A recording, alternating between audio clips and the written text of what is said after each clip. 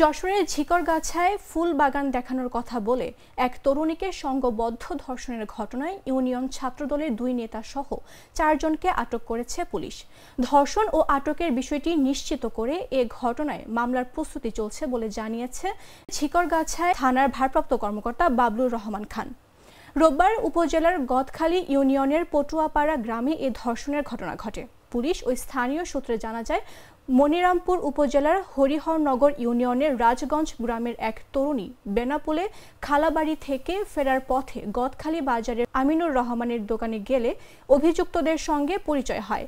তারা ওই তরুণীকে গদখালী এলাকার ফুলবাগান দেখাতে নিয়ে যাওয়ার কথা বলে কৌশলে পটুয়াপাড়া গ্রামের জাবেদ হোসেনের লিচু বাগান নিয়ে ধর্ষণ করে। ধর্ষণের পর অভিযুক্তরা ওই তরুণীকে ঘটনাস্থলে রেখে পালিয়ে যান।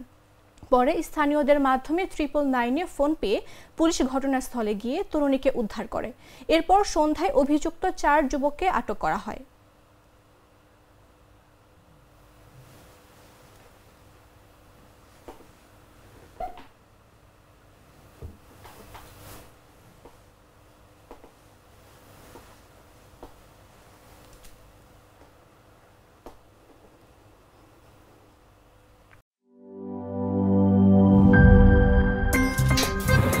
আমার একটা স্মার্ট সিদ্ধান্তে 25% গ্যাসের খরচ কমেছে। ভাবছেন কিভাবে?